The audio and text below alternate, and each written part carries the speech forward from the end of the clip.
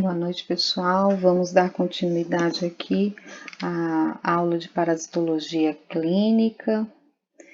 Eu sou a professora Carol e vamos continuar o assunto. Vamos entrar agora no assunto sobre protozoários do filo Apicomplexa. Professora, quem são esses protozoários do filo Apicomplexa? Nós temos espécies do gênero Isóspora, Cryptosporidium, Sarcocistes, que são importantes também para parasitologia humana, mas os mais importantes que serão abordados, inclusive na aula, é o Toxoplasma e Plasmodium, né? Sendo que hoje nós vamos abordar o gênero Toxoplasma e os outros, mas será enviado para vocês todo o material complementar a respeito de todas as outras espécies, inclusive malária, certo? Pois vamos iniciar aí o estudo da toxoplasmose. A toxoplasmose é uma zoonose causada pelo parasita Toxoplasma gondii. Ele infecta diversos mamíferos e o gato e outros felinos, certo? Não é uma doença somente do gato, não, ele infecta diversos mamíferos. O ciclo evolutivo do Toxoplasma gondii é mediante um ciclo sexuado e assexuado, né? É um parasita heteroxênico, onde nós temos como hospedeiro definitivo o gato e outros felídeos, onde o parasito ele apresenta um ciclo completo, né? Que é sexuado e assexuado. E no hospedeiro intermediário, que apresenta apenas o ciclo assexuado. Quem são os hospedeiros intermediários? O homem e outros animais, mamíferos, como por exemplo o cão. O próprio gato, ele pode servir também como um hospedeiro não somente definitivo, mas intermediário também. O boi, cavalo, ovelha, porco, cabrito, coelho.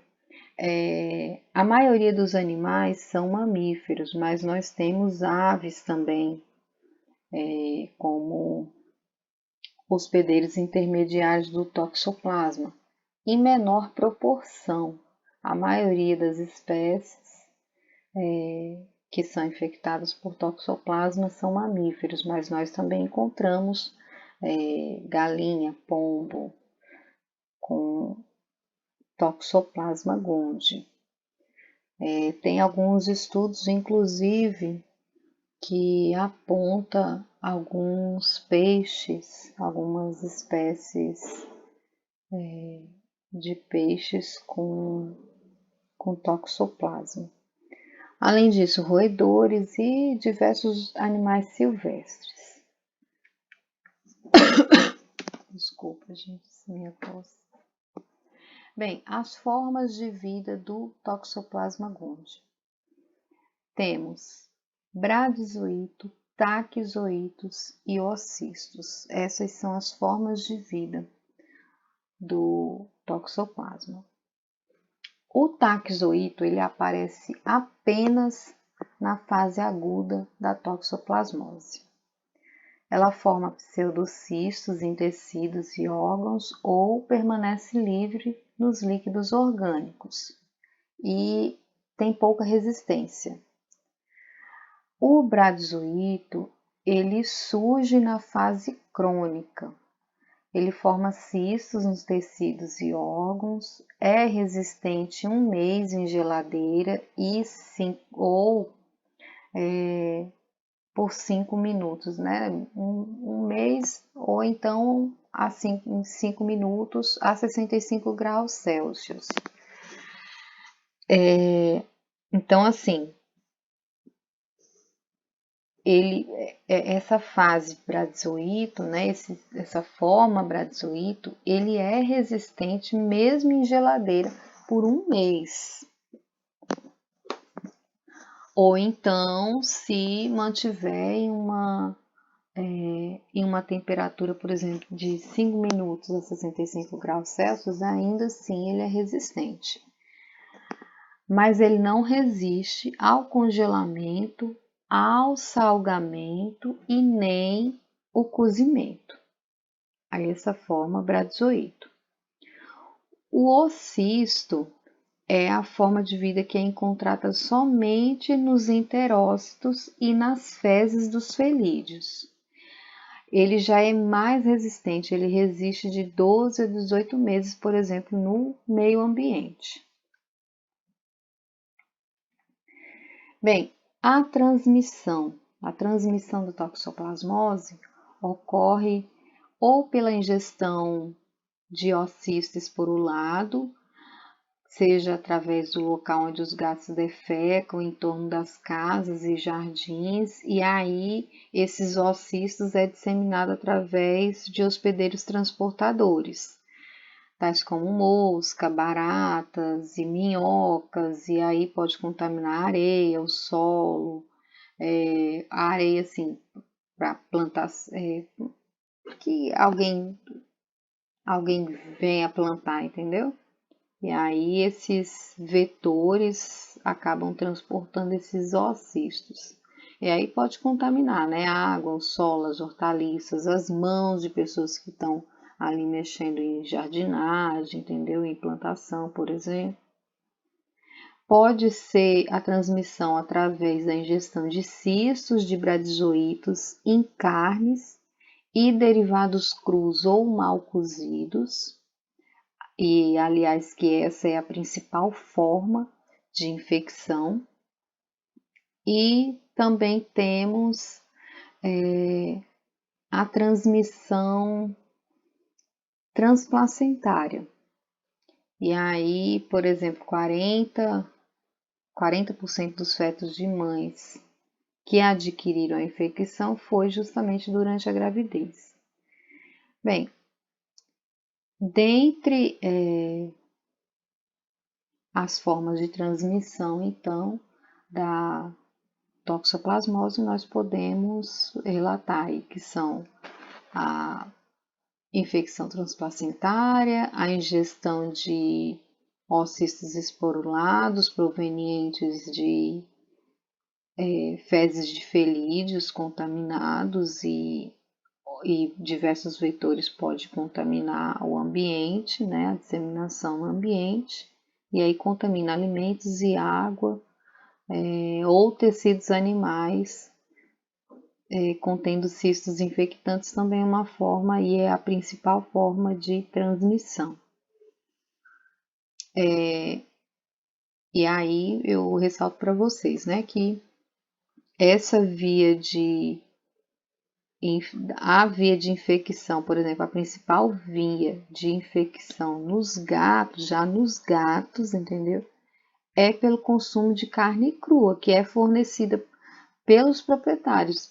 Por isso que nós veterinários, quer dizer, eu veterinária, né, assim como os outros amigos veterinários, indicam não dar carne crua para os gatos, porque é a principal forma de contaminação da toxoplasmose para os gatos. É justamente através da ingestão de carne crua de outras espécies. No ambiente urbano, os pequenos roedores e as aves, por exemplo, elas têm a toxoplasmose como uma infecção crônica. E aí, por isso,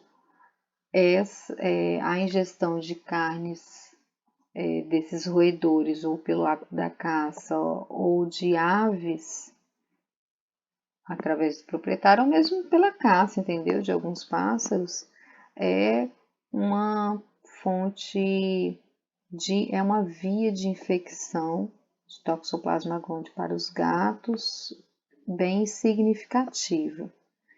E aí, consequentemente, acaba facilitando a continuação do ciclo da toxoplasmose.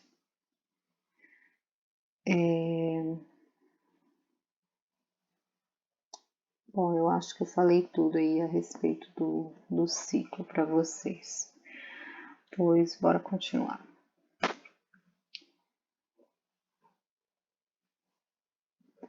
Bem, aí algumas pessoas podem perguntar, professora, e qual é o risco de pegar toxoplasmose? Primeiro, o humano no primeiro contato com a gente, ele pode desenvolver sintomas semelhantes aos da gripe.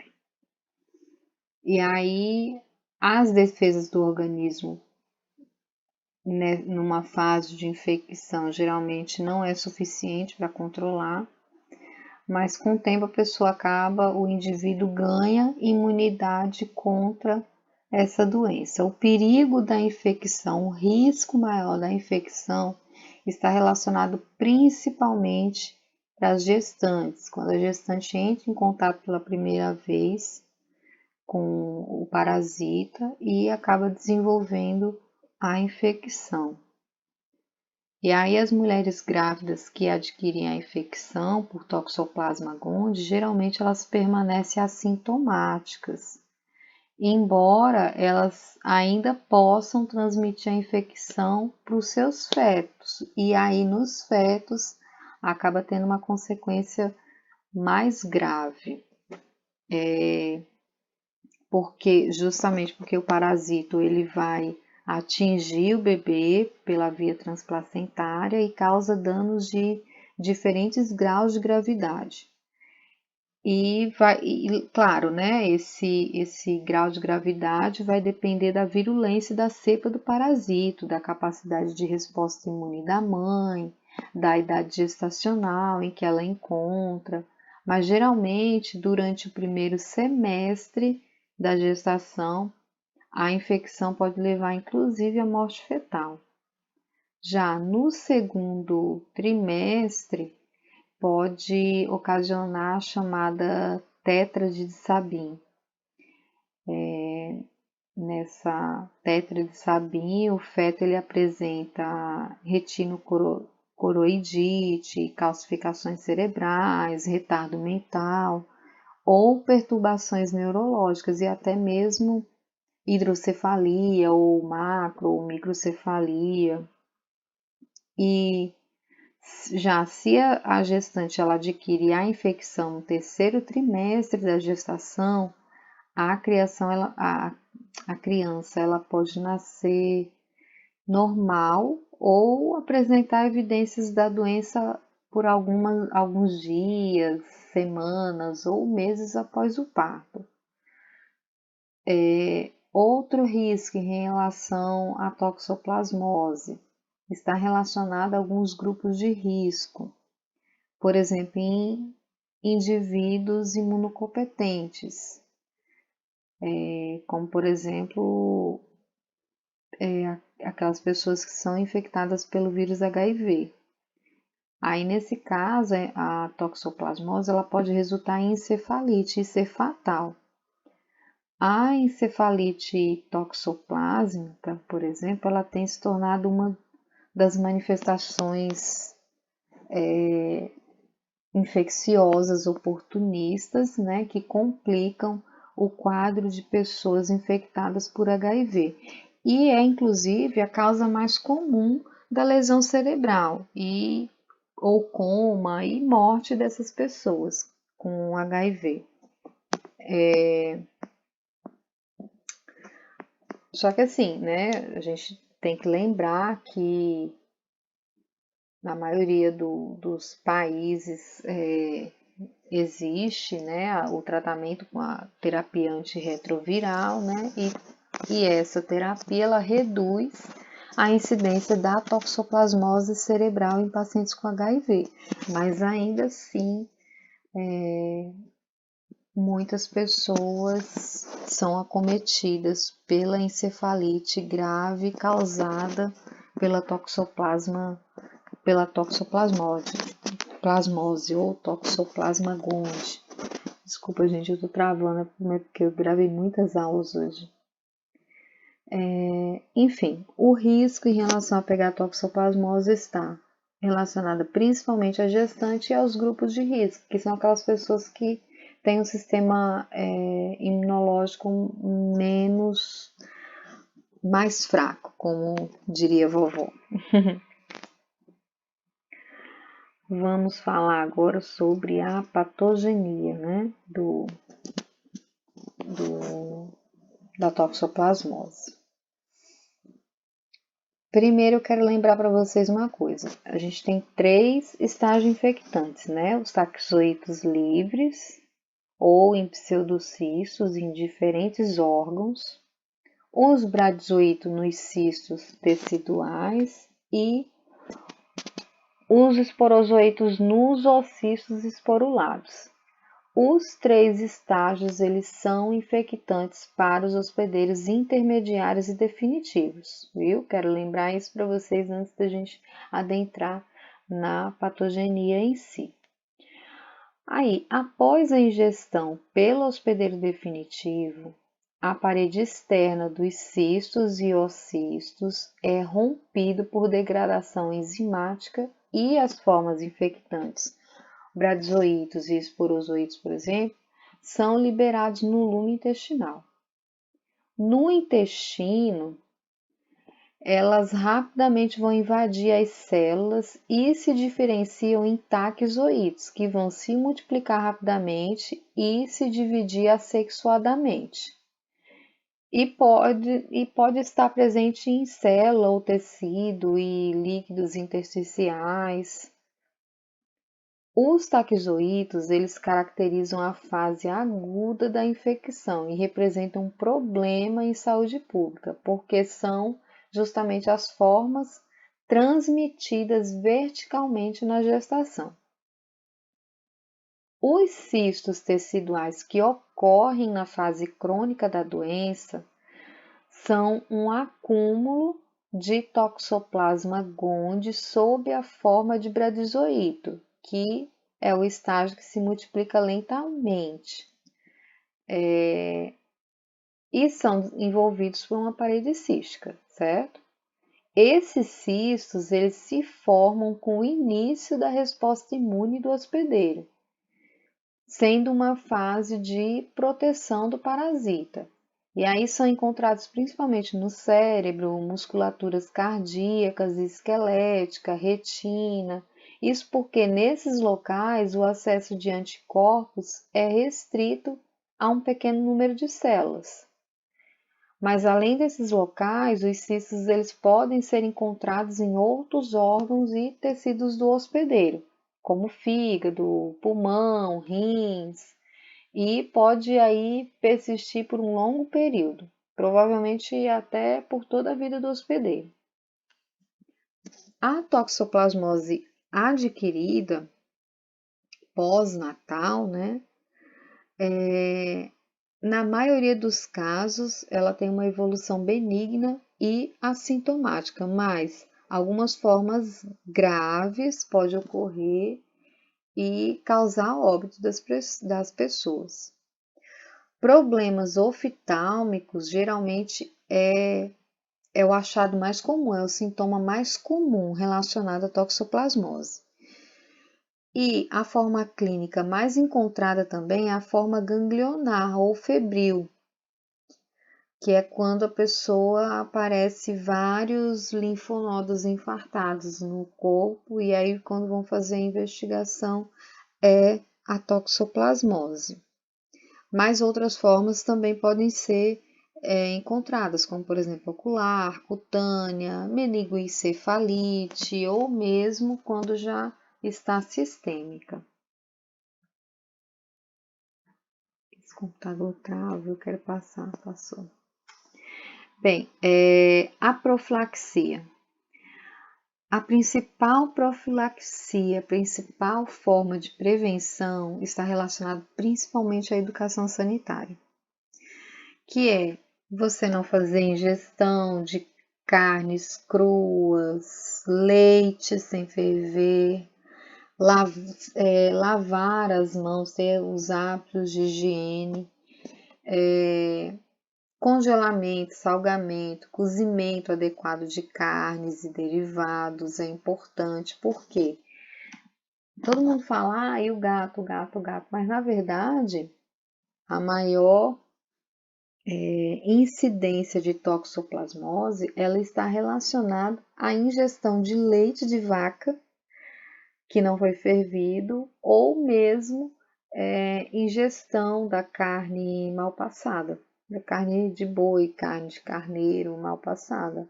Essa é a maior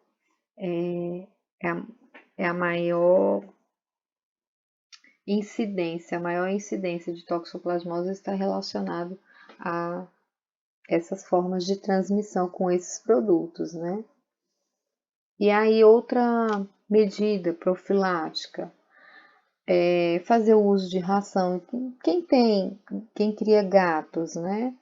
Fazer uso de ração, não dar carne crua, coletar direitinho as fezes dos gatos, dos animais,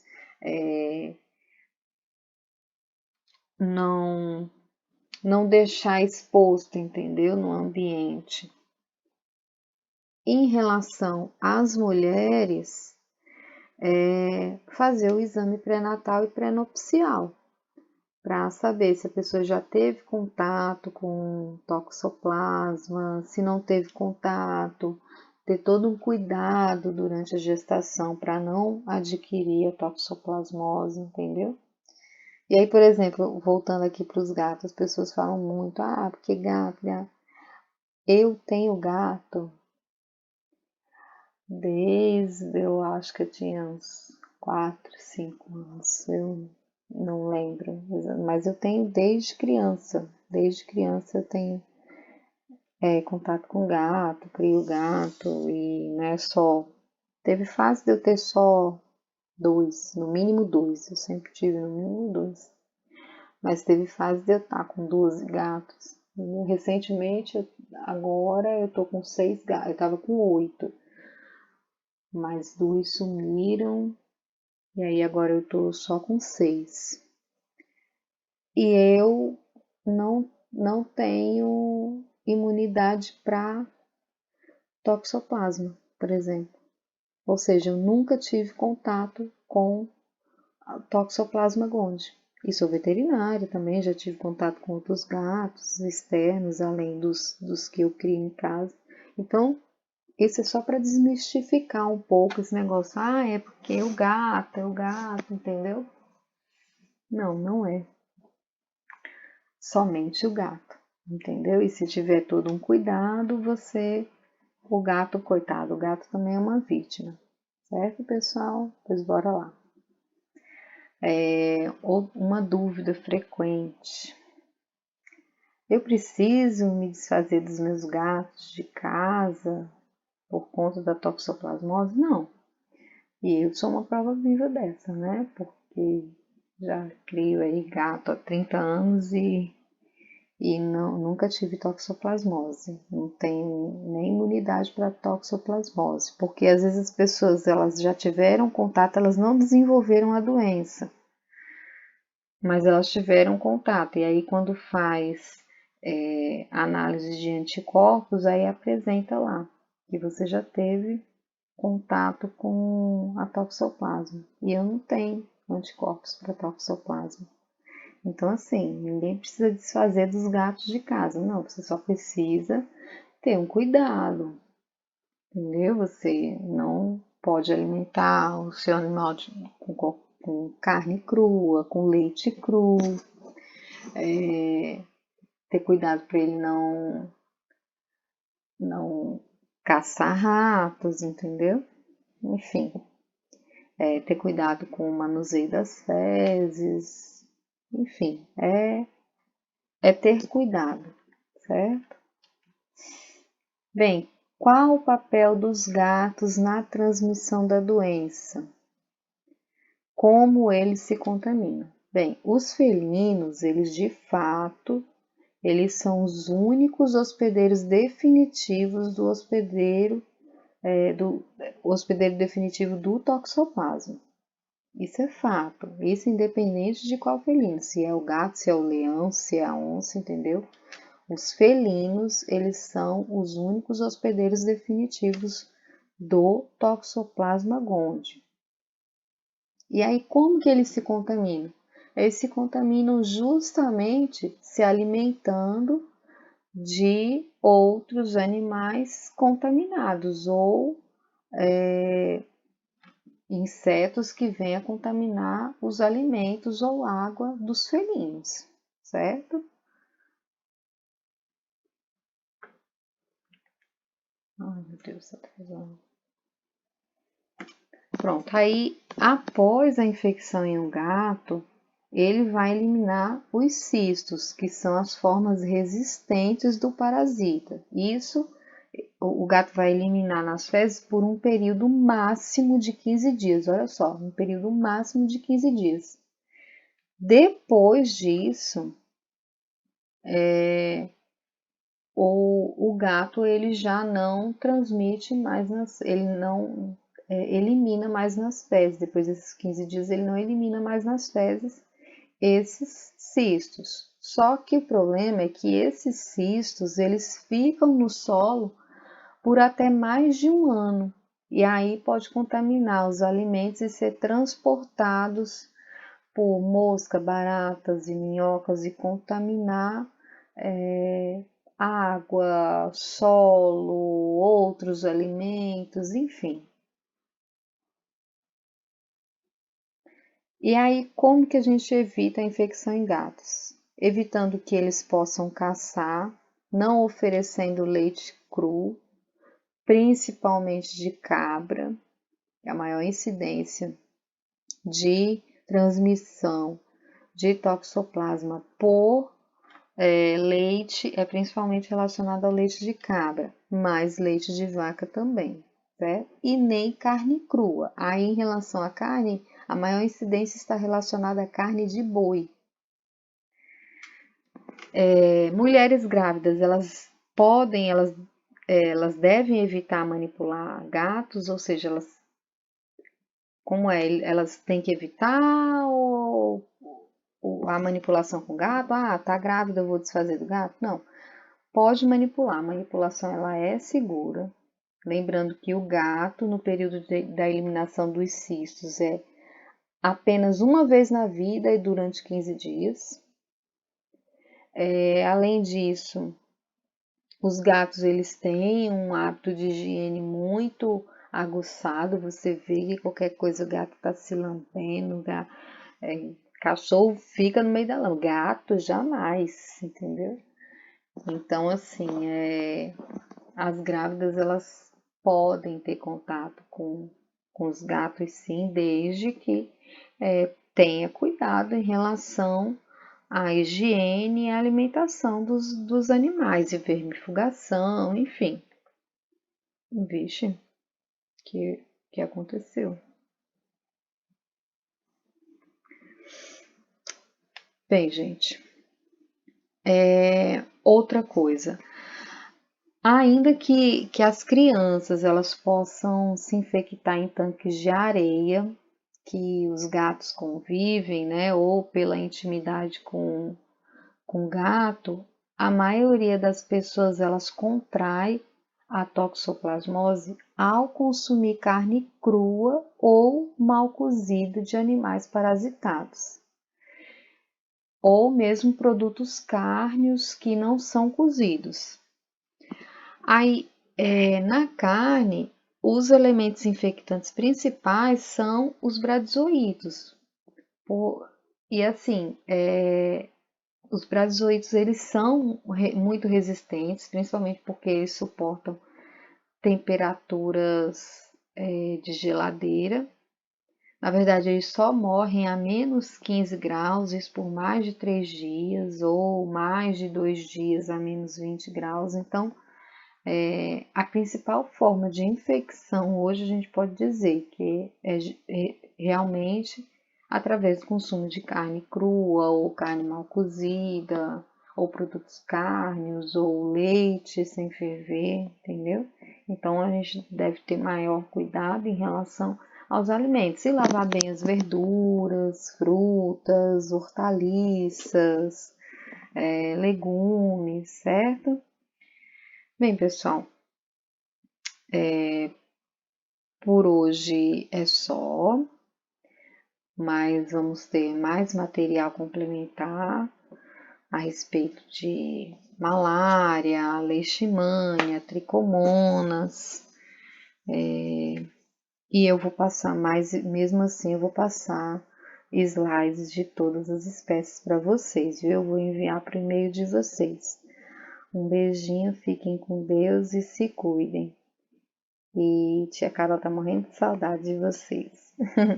Tchau, gente.